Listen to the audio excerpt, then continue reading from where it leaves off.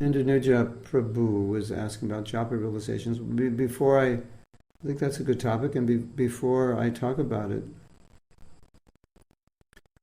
I could mention something that I think is very important in the broader context of japa, just in the context of sadhana, that as most of us know, Prabhupada emphasized chanting of 16 rounds at least, minimum of 16 rounds. He emphasized that over and over again. So, and he emphasized other things over and over again. He didn't emphasize 100 things over and over again. He emphasized few things over and over again.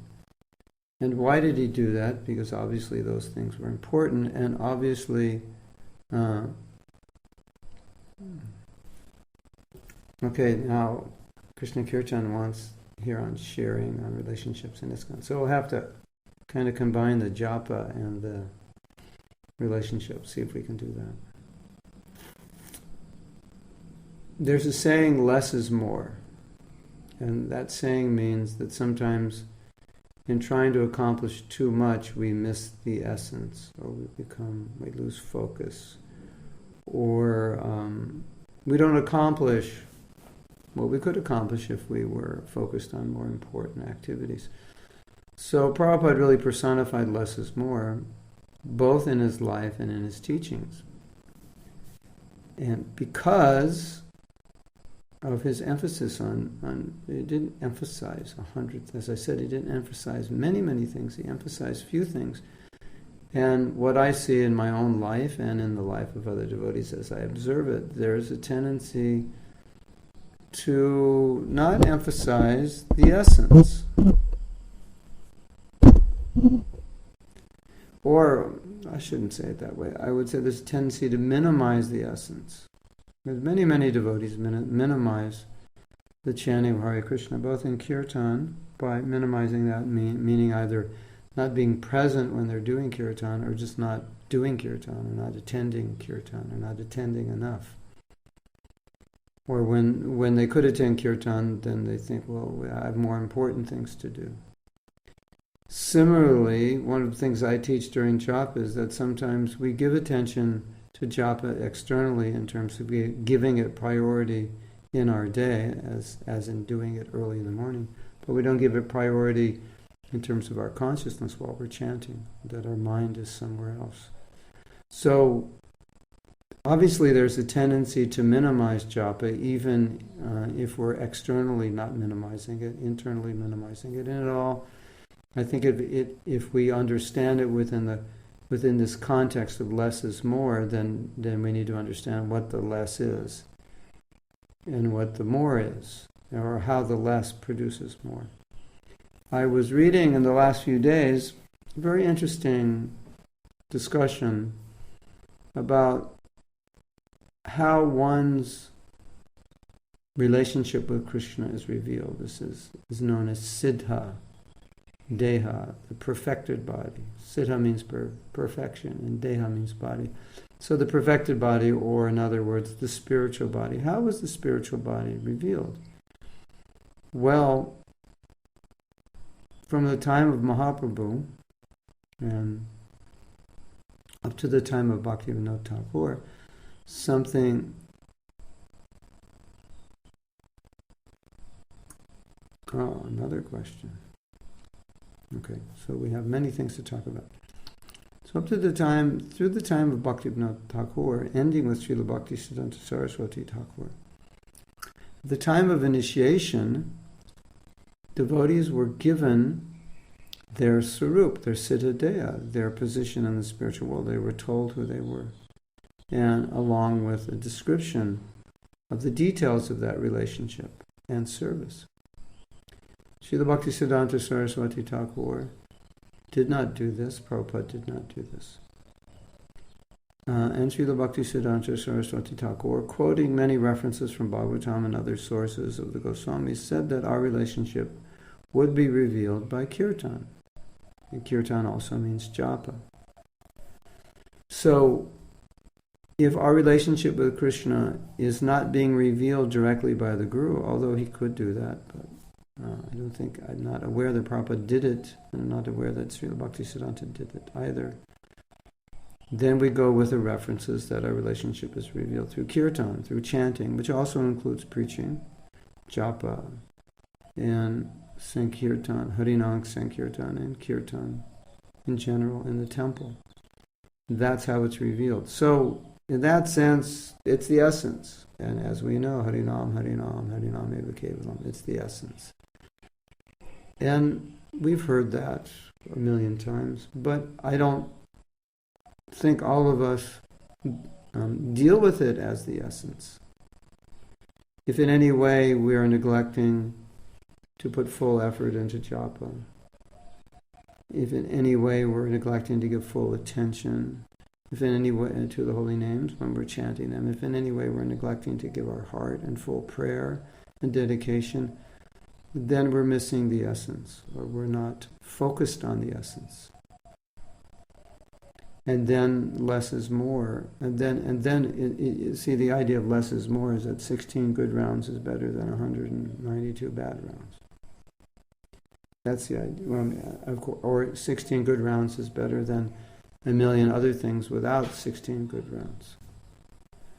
But in practical terms, one good anything is better than, or 16 good anythings is better than 192 bad things, or things which will not produce a result.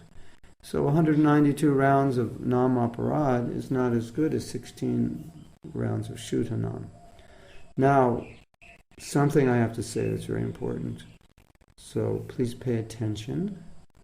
And I don't know if everyone's aware of this, and I think this is something which is misunderstood, and I haven't ever explained this before, so you are all fortunate to be the first to hear this. And that is, we have 3 stages of chanting, which is Shuddhanam, Namaparad, and, Namabhas and Namaparad. I need to close this door because noise is coming from... But if I close this door, I'm going to move everything. I don't know if I can reach it. I'm going to have to go off camera for a moment and see if I can reach this door to close it without disrupting everything. Ah! If you hear a big crash, that means I fell on the floor and we'll have to cancel class. Whoops, I don't want a chance falling on the floor. Okay. So, we're just going to have to deal with all the... We'll just have to deal with the fact that there's noise coming. And I think we're too bright now, aren't we? I'm going to go to autofocus, which changes everything. If I'm too dark, I apologize, it will get lighter. The autofocus should change everything. So there's 3 stages of japa, and if I'm too dark, it'll keep getting lighter, because over here the sun is going to rise over the horizon of Godadesh. So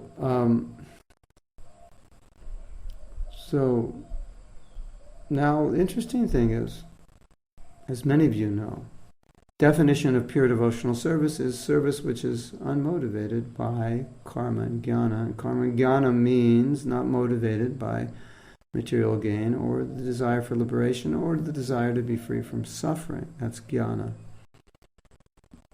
Karma means material improvement.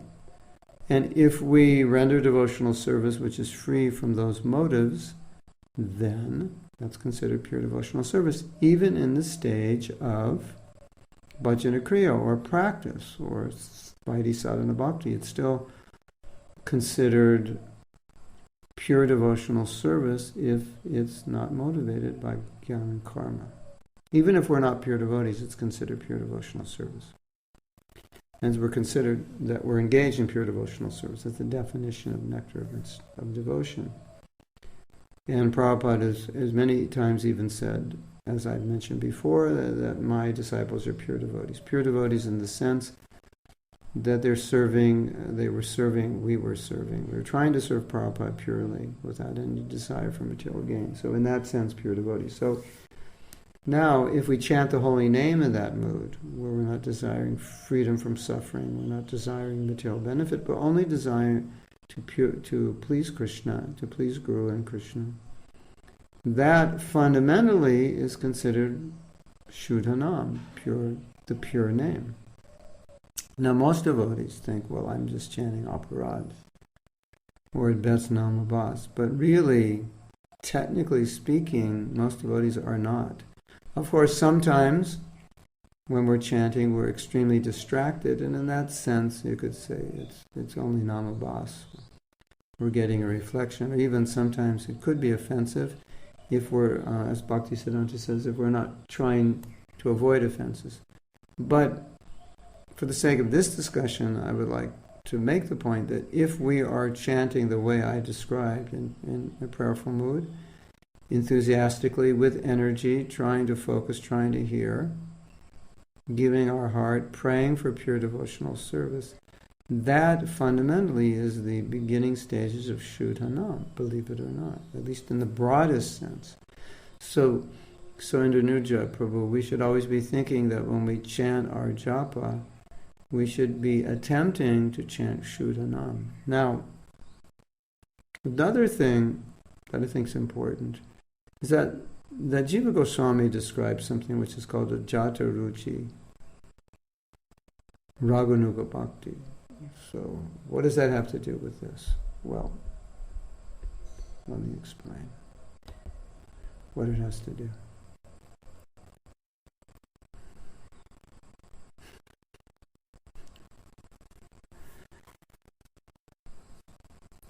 He explained that generally, Raganuga Bhakti, or devotional service that's following in the mood of the residents of Vrindavan, is performed in higher stages of, beyond bhajana kriya, at least in nishta or higher. Because one should have some sense, ideally, of one's relationship with Krishna, and then one wants to develop that relationship, and then one meditates on the activities of a particular resident of Braja in that relationship. But he said that sometimes when doing Vaidhi Bhakti, it's called a Jata Ruchi. Before that Ruchi, the stage of Ruchi comes, it's unborn. A Jata means unborn. One can think or desire to have, just like I may desire to have a relationship with Krishna. I may think what it would be like to have the relationship, but it's not realized. There's like 3 or 4 kirtans that go on in this neighborhood every morning, including Muslims have their kirtan, about 4:20. Just in case we oversleep, they'll wake us up with their chanting. So, what Jiva Goswami is saying is that there is an aspiration. You can aspire. We can or should or we want to aspire for a stage or realization that's higher than we have by thinking in a way that higher devotees may think.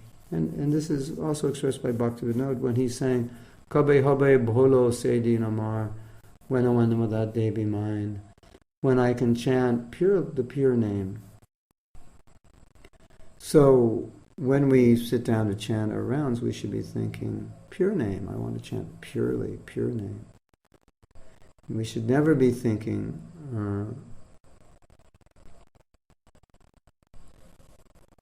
I don't understand your question. At what stage is our bhakti at the time of initiation? Oh, bhajana kriya. Bhajana kriya means the practice before nartha nivritti, before narthas are removed.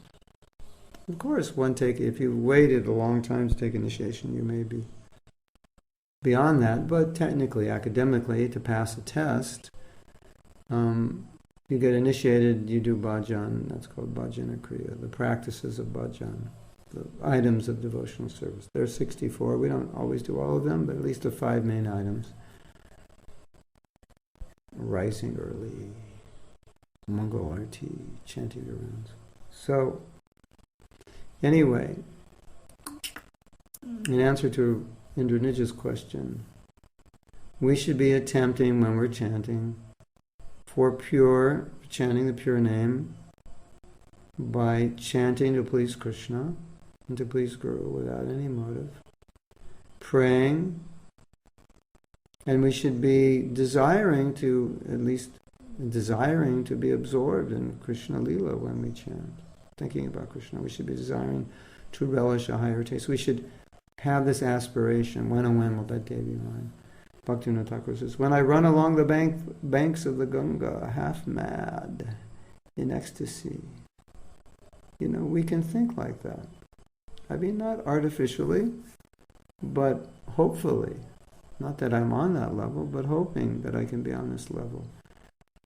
And thinking in a way that more advanced devotees would naturally think. That's called, before the ruchi is developed, sometimes we have to force ourselves to think that way, although it can be artificial. And Prabhupada said we shouldn't force ourselves to think of Krishna Lila because it will come by chanting, but still we should desire it.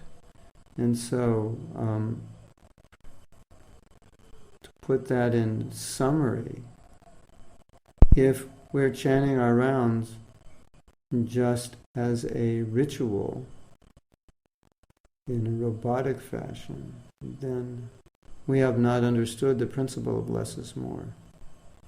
We have not understood how essential japa is, and when we don't understand it, the essential importance of it, that's when we'll tend to minimize it. But, as I said before, our relationship with Krishna is manifest through the holy name. So, I mean, what could be more essential than that? That is the process through which it manifests. And it manifests through Shuddhanam, through pure chanting. So what is more important than Shuddhanam? And that is why Prabhupada emphasized minimum 16 rounds. And another japa realization that I've had that I may have shared in these classes is that 2 hours of concentrated hearing and chanting of the holy name is minimum. And so within those 2 hours, if we're distracted, then we're not even getting, we may be distracted the other 22 hours, but at least those 2 hours we should not be distracted. And if we're distracted those 2 hours, then that Prabhupada's giving us at minimum 2 hours, 16 rounds to be absorbed in Krishna. Because at least those 2 hours every day will be absorbed in Krishna. And that 2 hour absorption will give us the strength to remain in Krishna consciousness and to advance. So if we minimize that, that's dangerous, isn't it? Because that's our substance, that's our bread and butter, so to speak. So Prabhupada stressed it, and after he stressed it 100 times, he stressed it 100 more times. So anything that Prabhupada stressed, we should be very, very, what's the word? We should be very careful to understand why he stressed it. I mean, and if Prabhupada's, sometimes Prabhupada stresses something, but devotees don't really understand why he stressed it. And then even though he stressed it, they may minimize it. Why minimize it? Because Maya, that's just the way Maya works. She causes us to minimize devotional practices because we're not attracted to them spontaneously. Until we're spontaneously attracted, there's always the tendency to minimize. So if Prabhupada stressed something like the 4 regulative principles, 16 rounds, book distribution, rising early, attending Mangalarti, it really helps if we understand deeply why these activities are essential. Why these are the less that make up the more. I'll give you an example of this less is more. There's a principle called the 80-20 principle. An 80-20 principle is that you accomplish 80% of your work through 20% of your activities. And if you look at your work, you look at what you do, you'll see, let's say just floating around Facebook doesn't help you accomplish your goals in life. Let's say we all have goals. So you look at your goals, and then you look at all your activities in the day, and you realize that only about 20% of your activities have anything to do with the goals that are really important for you.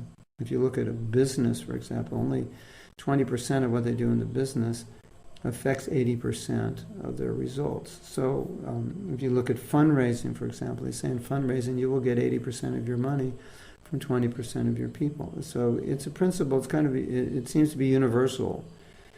And so where do we make 80% of our advancement? Well, there's 64 items of devotional service, and 64, 5 of the most potent. That's kind of, I don't know, mathematically, it's more than 80-20, or maybe it is 80. Someone could figure out the math. 5 out of 64 is what?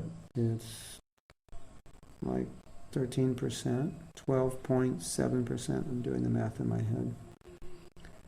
So 80-20 is like a quarter, right? Isn't it?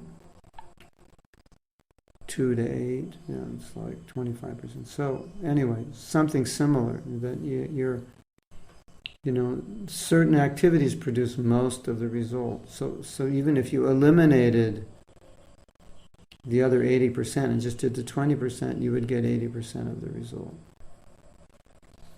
So Prabhupada's giving us, activities which are extremely important and emphasizing them again and again and again. And if we go more deeply in understanding those activities and understanding why they're important, as deep as we can understand, that becomes an impetus to not minimize those activities.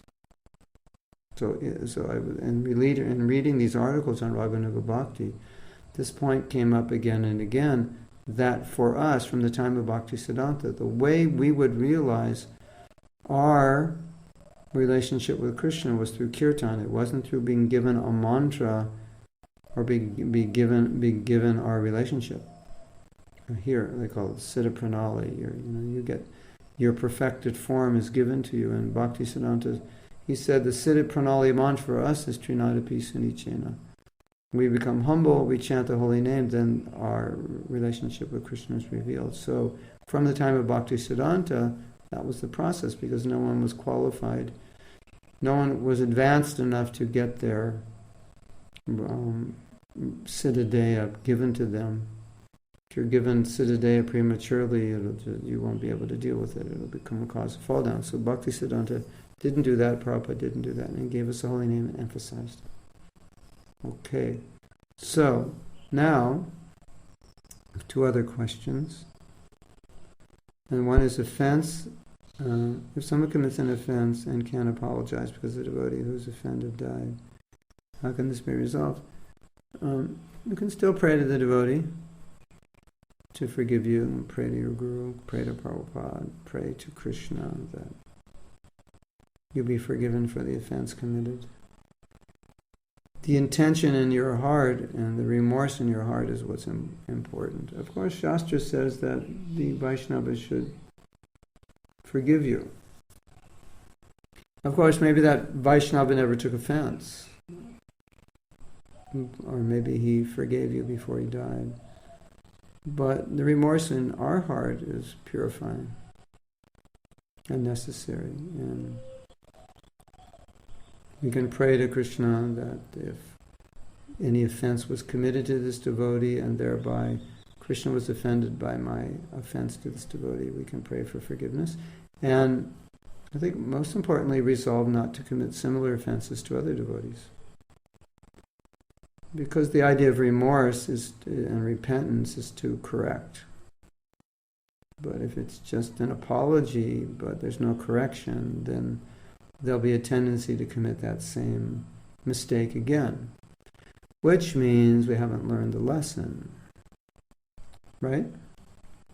So, that's not good. Committing offense it tends for some of us to be a repetitive activity due to our nature, or there is some unresolved anartha within our heart that is causing us to continually make offense. So, in your case, it would be good to understand and acknowledge that anartha and work on it, if it's still there, if it still exists. So, I mean, my experience, not only with offending devotees or criticizing devotees, but any anartha tend to be persistent until we do something serious to deal with them. They tend to go on and on and on. And a lot of times the devotees think, well, it's just going to go on till I become more advanced. In one sense that's true, but you can deal with it. It may not completely go away until you become more advanced, but you can deal with it in the present situation. At least you can deal with it in a way that it doesn't manipulate your life. It might still be there, but it doesn't have to have such a great effect on you. I like to use the example of pulling the plug. A lot of times I tell devotees, when you have these attachments, you just have to pull the plug on them. Because a lot of times we think, well, the attachment will subside when I achieve a higher stage of devotional service, but part of the problem is that if we remain attached, it becomes more difficult to achieve that higher stage of devotional service. And so we shouldn't think that the attachment is bound to exist until I get to a higher stage. At least we should understand that we can deal with the attachments. Maybe the attachment will exist, but the influence of the attachment on us doesn't have to exist. And so, so often we become deviated by our minds because we think our minds are in charge of our lives because we're conditioned souls. But we need to deal with our minds and control our desires and control our attention and control our focus. And we can do that. In any stage, in any conditioned stage, we can do that. And then we'll be less influenced by our anarthas, so that's important. So introspect and find out whatever it is that caused you to make that offense, so it doesn't cause you to continually make offenses to others. That's important.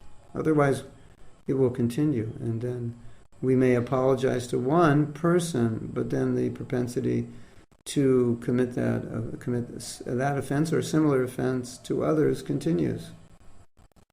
So, what is the real value of asking forgiveness? The real value should be to purify my heart of the seed that caused me to make that offense. And I've told this story of Daksha when he offended Lord Shiva and he apologized. But in his next life he offended Narada Muni. So he hadn't purified himself entirely of the seed of his offensive mentality or his critical mentality. So if the seed is still there, it can be a problem for us, right? So we don't just want to say, Prabhu, please forgive me for committing this offense. We want to say, Prabhu, to myself, Das, why is it that you're committing this offense? And if we go more deeply within our heart, we will find reasons why we commit offenses. Sometimes it's very subtle, and sometimes it's hard to tell why. It may not be entirely a spiritual defect. It may also be part of one's nature, one's makeup, one's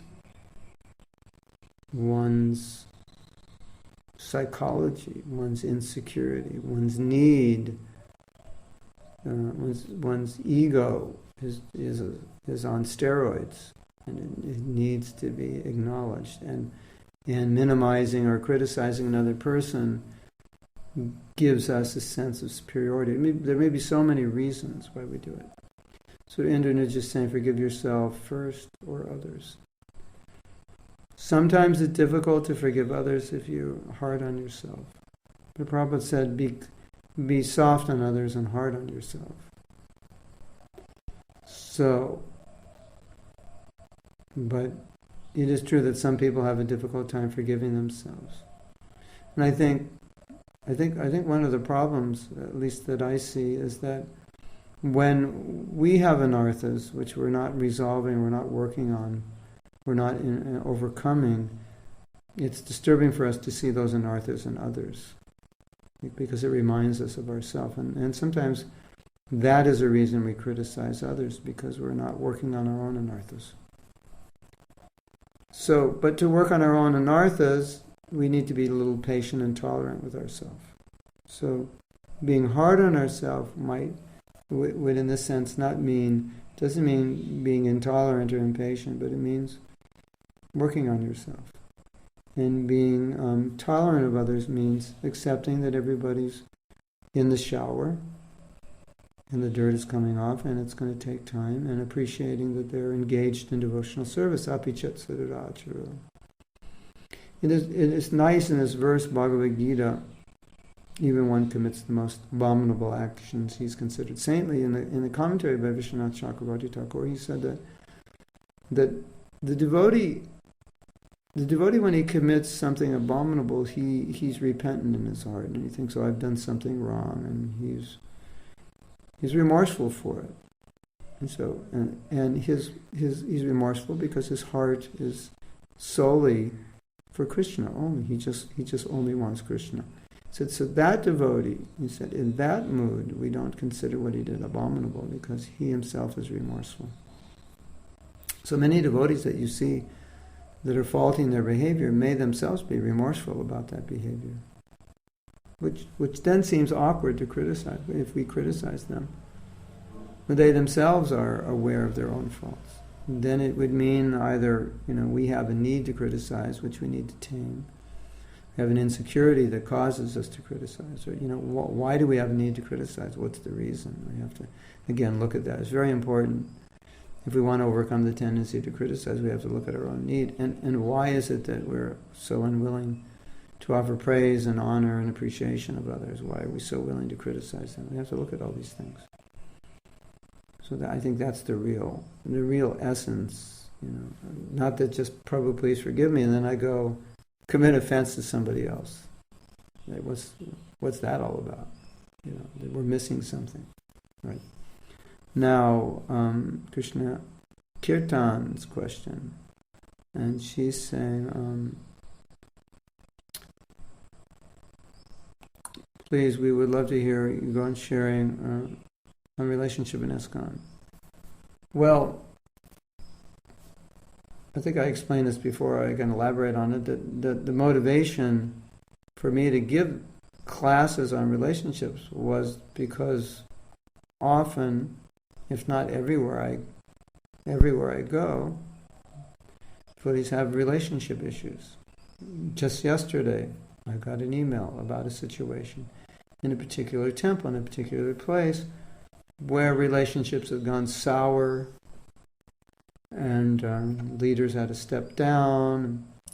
People supporting the leaders were upset with the leaders. Some people got sidelined voluntarily. Other people were pushed out. Why? People did things others didn't agree with. People have different opinions. And one of the things that I think when I see this is I think two things. One thing is, okay, here, if devotees don't get along, what happens? So now, there's a couple of things that happen. One thing is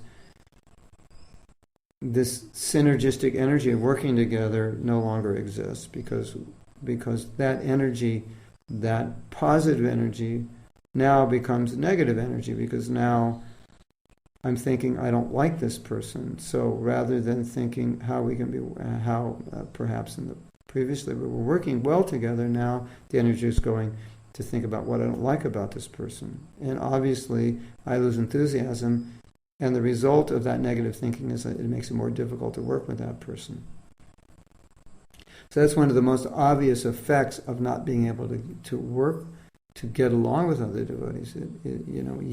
We only have so much energy, and if energy goes into disliking somebody, it's what I would call negative energy. It's taking away. Let's say I have 100% energy. 50% is negative. I only have now 50% positive energy. So it's minimizing the energy, particularly mental energy, that I put into Krishna consciousness. A lot of mental energy gets wasted when there's bad relationships. But aside from that, on a practical level, it minimizes what we can accomplish because we can no longer work together. Two people can do much more than one, but now we can't work together, or we can't work together well, so then we're not as productive. So then now we're minimizing our service to Prabhupada. We're minimizing our service, which we could do to reach more people with Krishna consciousness, because we can't work together. And again, a lot of our energy is being spent on thinking how or what the problem is with this other person rather than thinking how to spread Krishna consciousness. Because really we should be thinking about how to spread Krishna consciousness. We shouldn't be thinking about what's wrong with everybody in ISKCON, or what's wrong with leadership, or what's wrong with this one or that one. But we should be thinking more about how we can work together cooperatively, ideally. So the other realization I had from this incident was that how, in my estimation, and I'm also guilty of this, how poorly all the devotees involved, at least initially, dealt with these differences or these conflicts, where it just kind of pushed everybody out. And now people couldn't be unified. People couldn't agree on a particular goal, couldn't work together to achieve it, but there was disunity. And some people left or dropped out of the board or the program, the project. You see? So it's like sometimes we lack skills, sometimes we lack vision of how to interrelate, or maturity. And I think it's important to be aware of this, because very few people are really expert in maybe that's not true. I'd say a lot of us are not expert in dealing with difficult situations. We tend to become discouraged, we tend to become critical, we tend to complain, we tend to sideline ourselves when things are difficult, when we can't get along with other people, when we don't agree with what other people are doing. And I can share my realization in this. Number one, we should never criticize. Even if there's cause to criticize, we shouldn't criticize.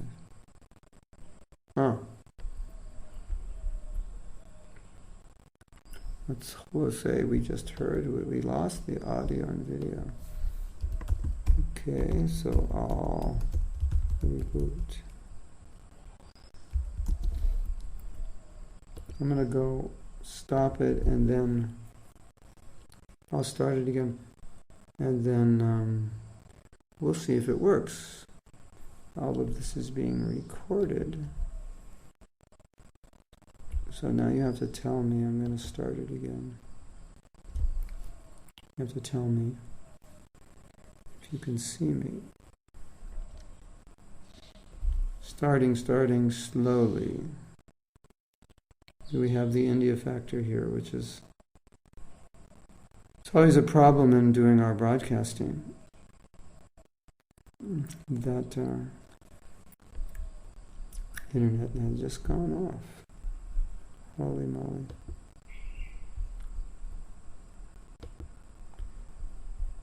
Let's see.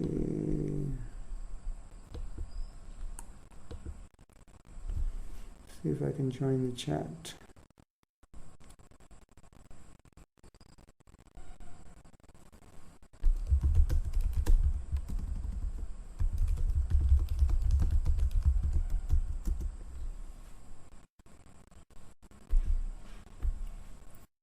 Hare Krishna, Krishna. Now we're checking to see if they can hear and see me. Krishna, Krishna, Hare Hare, Hare Ram, Ram, Hare Hare. Go to Pallavi. Pallavi, I'm checking with you on Skype.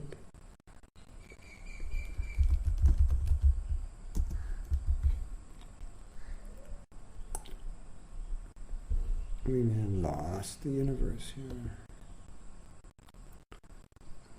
Pallavi is writing me and letting me know. Yes, okay. So we're good. We're back in action. So I don't know how much you missed, but what I was saying is that because it's common that there'll be misunderstanding, it's common that we won't agree with what everything everyone else does. It's common that there'll be friction, just because that's the name of the Prabhupada said, it's the nature of interaction in Kali Yuga. I think it's really important that we learn how to better deal with relationships.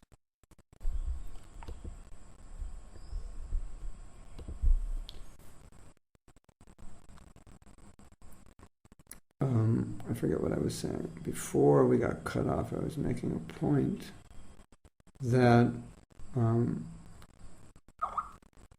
not very good in relationships, dealing with relationships. We need to learn. Again, breaking. I'm going to take the video off. How's that? I'm not going to see my lotus face. Yeah,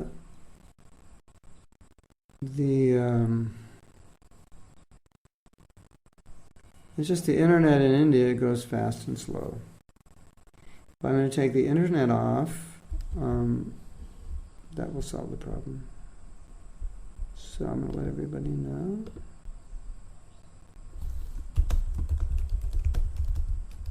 We're going to go off and then just do audio.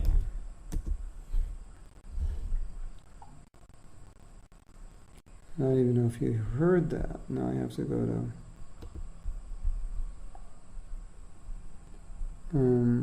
just going to do audio. Give me a second because I have to go off to change the settings.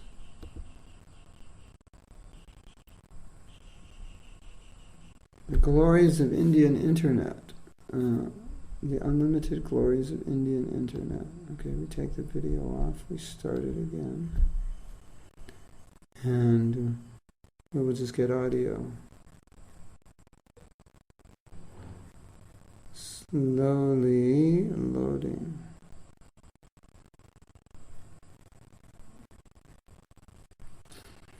Very slowly loading. Sorry for all of those of you who are hearing the audio. We are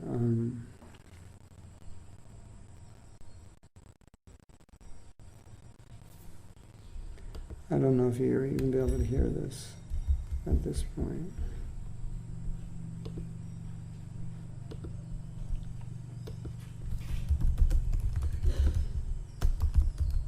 So now I'm getting a message that says the primary server is not.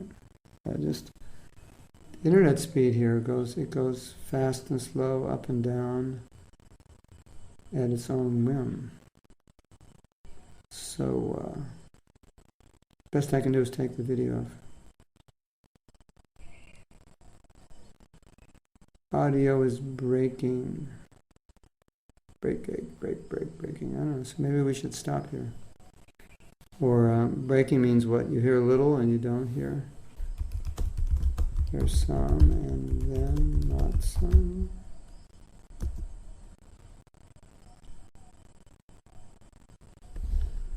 I don't know. Tell me what to do. Should I stop the class?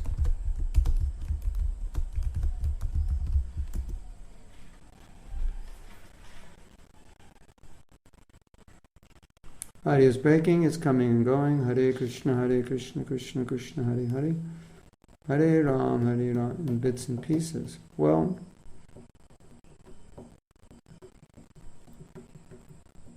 some bits and some pieces. Better than no bits and no pieces.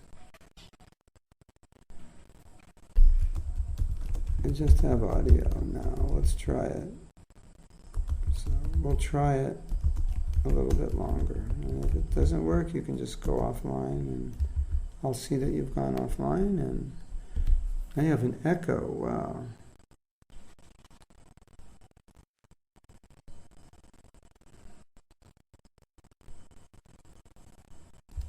Okay. Let me know how it is now.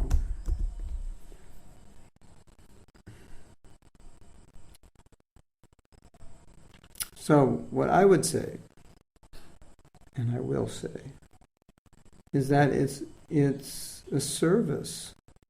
It's an important service, I believe, to learn how to work with others. Our channel is gone. Okay. So let's end now. You can go to...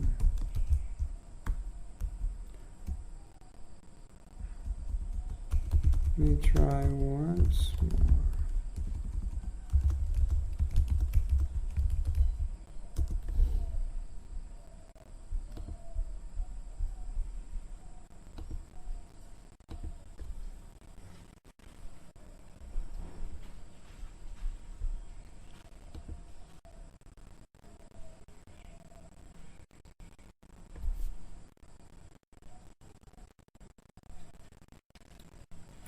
Now it should work. Now it should work. Hare Krishna, Hare Krishna.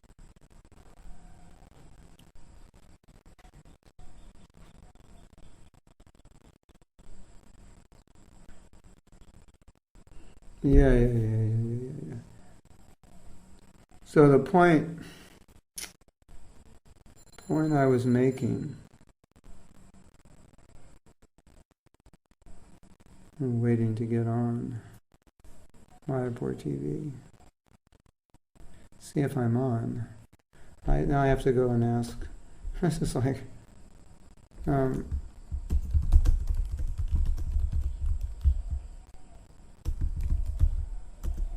it's like eternal problem in India, at least in Mayapur. We're trying to broadcast. It seems like we always have these problems, even though it's just... So it seems to me that no audio. Hare Krishna. Crazy. No audio. Why no audio?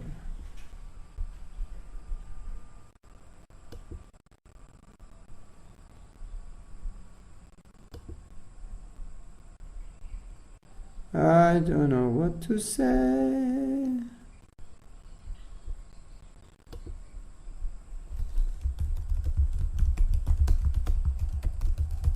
So we will continue next time with the last statement of Krishna Kirtan.